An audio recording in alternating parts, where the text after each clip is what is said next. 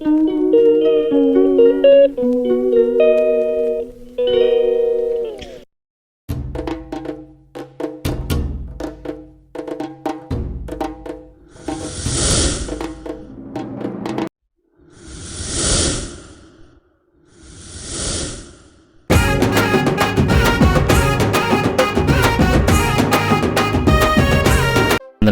మహోన్నత మహాగణుడు సర్వోన్నతుడు అయిన యేసుక్రీస్తు ప్రభుల వారి శ్రేష్టమైన నామమున మీ అందరికీ శుభములు. ప్రియులారా, అందరూ బాగున్నారా? దేవుని యొక్క మహాకృపను బట్టి, దేవుడు మనకిచ్చిన మన యొక్క కొత్త రోజును బట్టి దేవునికి మహిమ చెల్లిస్తూ ఉన్నాను. ప్రియులారా, మనము అనుదిన ఆత్మీయ జీవితంలో జయ జీవితాన్ని పొందుకోవాలి అంటే కేవలము మనము భక్తి మీద మాత్రమే కాదు, దేవుని యొక్క శక్తి మీద కూడా ఆధారపడాలి. దేవుని యొక్క శక్తి వాక్యములో ఉంటుంది. ఆ వాక్యాన్ని స్పష్టంగా మనము చదివి అర్థం చేసుకొని దాని ప్రకారం జీవిస్తూ దాన్ని క్రియాపూర్వకముగా అప్లై చేయాలి. అంటే మనం ఎట్టి పరిస్థితుల్లో కూడా కమాండింగ్ కలిగి ఉండాలి అని చెప్పబోతున్నాను.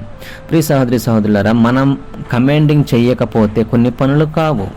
ఉదాహరణకి నేను చేస్తున్న నా కంపెనీలో కావచ్చు, ఆఫీసులో వర్క్స్ విషయంలో నేను పై అధికారిగా ఉంటున్నప్పుడు నేను ఖచ్చితంగా కమాండింగ్ చేయాలి. అంటే ముందు దాని మీద నాకు అవగాహన కలిగి ఉండాలి. సో ముందు నేను ఇప్పుడు నేర్చుకునే పీరియడ్లో ఉన్నాను కాబట్టి నేర్చుకుంటూ ఉన్నాను. నేర్చుకుంటున్న క్రమంలోనే చాలామంది ఏమంటున్నారంటే, నువ్వు కమాండ్ చేయి, వాళ్ళు పని చేస్తారు. నువ్వు కమాండ్ చేయి, పని జరుగుతుంది. కమాండింగ్ అంటే గట్టిగా చెప్పడం, గట్టిగా చెప్పాలి, ఖండితంగా చెప్పాలి, కాన్ఫిడెన్స్గా చెప్పాలి అని అంటున్నారనమాట. సో మనము కూడాను మన ఆత్మీయ జీవితంలో కూడా పనులు జరగాలంటే ఖచ్చితంగా కమాండింగ్ ఉండాలి. ఎవరి మీద ఉండాలి కమాండింగు? వాక్యం తెలిసిన వారిగా ఉండాలి. అప్పుడు అపవాదిని ఎదిరించేవారిగా ఉండాలి.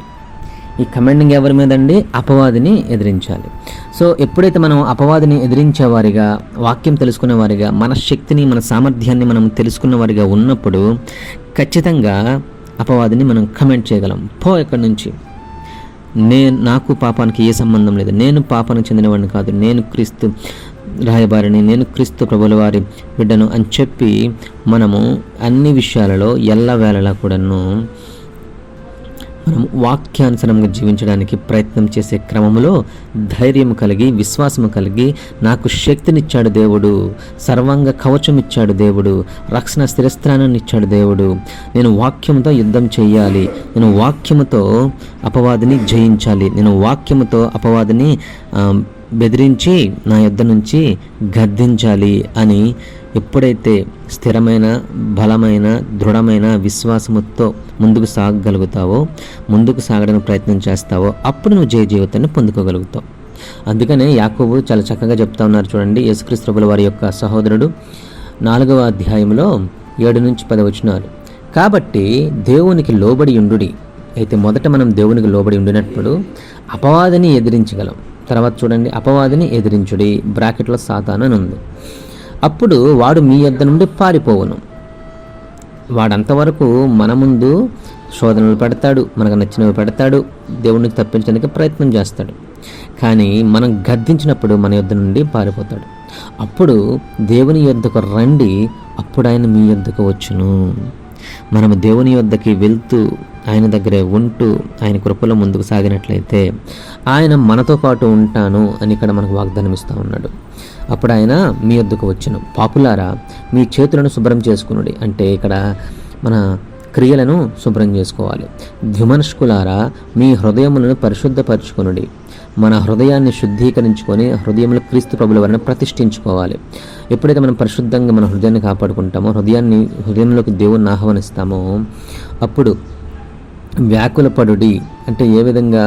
ప్రభువా, నేను ఈ పాపాన్ని జయించలేకపోతున్నాను, ప్రభువా నాకు ఈ జయ జీవితం కావాలి అని మనం వ్యాకులపడినప్పుడు దుఃఖపడుడి, ఏడువుడి, మీ నవ్వు దుఃఖమునకు, మీ ఆనందం చింతకును మార్చుకొనుడి. ఎప్పుడైతే మనము ఆ పోరాటములో దేవుని మీద, శక్తి మీద ఆధారపడుతూ అపవాదిని ఎదిరిస్తూ మన శారీరక క్రియలను మనం ఎదుర్కొంటున్న అపవాది సంబంధ ఆలోచనలన్నిటినీ, ప్రభు నేను జయించలేకపోతున్నాను, ప్రభు పడిపోతున్నాను, ప్రభు నేను నిలబడలేకపోతున్నాను అని చెప్పేసి ఎప్పుడైతే దుఃఖపడుతూ దేవునికి సమర్పించుకుంటావో, ప్రభు నా పైన అధికారం తీసుకోండి అని చెప్పి దేవునికి అప్పగించుకుంటావో, అంతలా మనం ఏడ్చినప్పుడు, అప్పుడు మీ నవ్వు దుఃఖమునకు, మీ ఆనందమును చింతకును మార్చుకునుడి అని ఉంది. మార్చుకున్నప్పుడు ప్రభువు దృష్టికి మిమ్మల్ని మీరు తగ్గించుకునుడి, అప్పుడు ఆయన మిమ్మల్ని హెచ్చించును.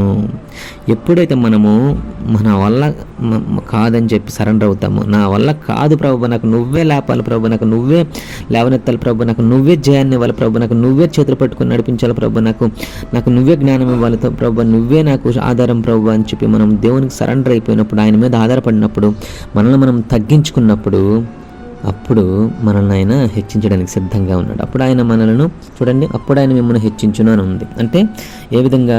పాపాన్ని ఎదిరించేవారిగాను, లోకాన్ని జయించేవారిగాను, ఆయన కృపకు పాత్రులుగా ఎంచబడేవారిగాను, ఆ నిత్యరాజ్యానికి వారసులయ్యేవారిగాను, ఆయనతో పాటు ఆయన రాజ్యంలో ఉండేవారిగాను, మనము ఈ లోకాన్ని జయించే జయ జీవితాన్ని పొందుకునే స్థాయికి హెచ్చించేవారిగా దేవుడు ఉంటాడు. మనం హెచ్చింపబడేవారిగా మనం ఉండగలుగుతాం. కాబట్టి ప్రతి విషయంలో కూడాను వాక్యము వినండి, చదవండి, నేర్చుకోండి, వాక్యం మీద కమాండింగ్ కలిగి ఉండండి. అప్పుడు అపవాదిని ఎదిరించండి, తద్వారా దేవునికి సమీపస్తులు అవ్వండి. చాలామంది వాక్యం తెలుసుకున్న తర్వాత గర్వంగా మాట్లాడతారు, గీరగా మాట్లాడతారు. కొంతమంది వాక్యం చెప్పేటప్పుడు అంతా నాకే తెలుసు, ఇంకెవరికి తెలియదు అన్నట్టుగాను వాళ్ళ ఎక్స్ప్రెషన్స్, వాళ్ళ ఇవి చూస్తూ ఉంటే నాకు చాలా బాధ అనిపిస్తూ ఉంటుంది.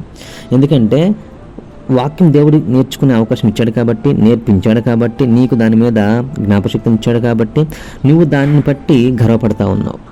ప్రియ సహోదరి సహోదరులారా, అదే మరి లేని వారి పరిస్థితి ఏంటి? వాక్యం తెలియదు కానీ వాళ్ళు దేవుని కృపావరాలతో గొప్పగా పరిచయం చేస్తూ ఉంటారు. మరి వారి సంగతి ఏంటి? జ్ఞానం ఉందని ఎప్పుడు కూడా గర్వపడకూడదు కదా. కాబట్టి ప్రియ సహోదరి సహోదరులారా, మనకు తెలిసిన దాన్ని బట్టి మనం గర్వపడకూడదు. తెలియాల్సింది ఇంకా చాలా ఉంది. ఆయన కృపకి పాత్రలుగాను దీన మనుషులమై ఆయన రెక్కల చోట ఉన్నట్లయితే ఆయన తగిన సమయం అందు హెచ్చిస్తున్నాను వాగ్దానం ఇచ్చాడు. కాబట్టి వాగ్దానం ఇచ్చిన దేవుడు ఎప్పుడు కూడాను ఆయన తప్పిపోడు. కాబట్టి విశ్వాసంతో కనిపెడుతూ దీన మనుషులమై రెక్కల చాటున ఉందాం, అపవాదిని ఎదిరిద్దాం. మనము మన హృదయాన్ని శుద్ధీకరించుకొని, మన మనస్సును శుద్ధీకరించుకొని దేవుని కృప పాత్రలుగా ఎంచబడదాం. ప్రయత్నం చేద్దామా? మహాపరిశుద్ర ప్రేమికులైన తండ్రి, ఘనుడా గొప్పవాడ స్తోత్రములు. ఈ సమయం ప్రభువా, నీకు బిడ్డలతో మీరు మాట్లాడిన విధానం బట్టి వందనాలు. నాయనా, విత్తిన వాక్యం ప్రతి ఒక్క హృదయంలో నీరు కట్టి ఫలింపించండి. వారిలో మారు మనసు కలిగించండి.